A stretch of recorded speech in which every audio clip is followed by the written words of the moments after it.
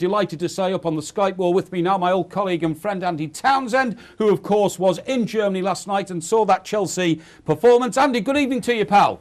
How you doing, Mike? How are you guys? All right? Very well indeed, Andy. Thank you very much for joining us. And when we've done the interview, perhaps you could give us a song for the Christmas party on that guitar behind you. But we'll talk Chelsea first. Andy, my first question is a simple one. You were there last night. You witnessed it in the stadium. What were your conclusions at the end of the game about Chelsea's performance, and are they a club in crisis?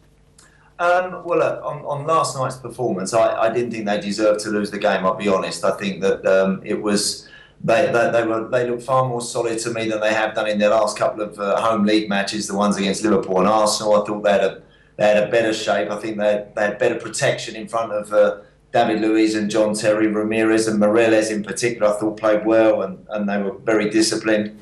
And then it was looking like a very classic European performance in the sense of that they kept Leverkusen at arm's length, got themselves a goal, got themselves in front, and I expected them to see it out. Now, when you play against some of these teams, and they do have lots of quality, you switch off for a split second, you get hurt, and that's exactly what happened. The goal came absolutely out of nothing, just a little switch off, I think, from Sturridge and Ivanovic, and they get down the left side, cross it over, substitute scores, and then all of a sudden they're back in the game, and then I think the winning goal was a poor one. Alex was beaten in the air by Friedrich, and Petr Cech to me looked like he could have thrown himself at it and maybe got a finger or a hand on it to knock it over the bar. But you know, you leave a ground.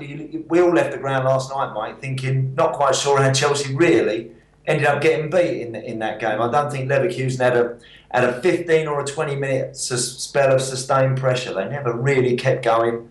Or they never really pressurised Chelsea to the point where I felt they'd crumble. But crumble they did in the end, and of course it now heaps a lot of pressure on them to qualify.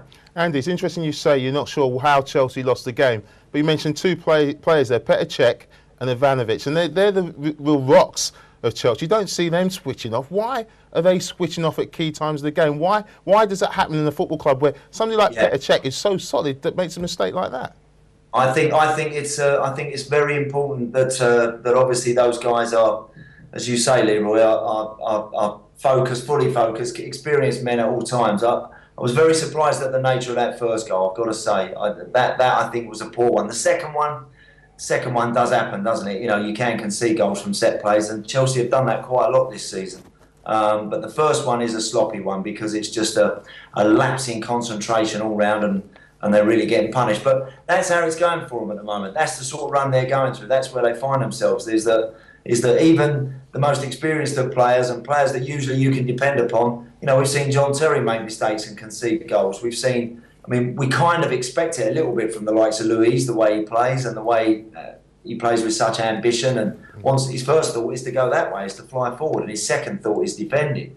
But Cech and Ivanovic, people like that last night, you'd expect a little bit more. So all they can do, Leroy, as you will know, they've got to dig in, they've got to hang in there, and they've got to pray that it turns pretty quickly. Otherwise, people are going to start asking big questions. Well, Andy, I was at Arsenal last night for their game. Hi, Andy, by the way.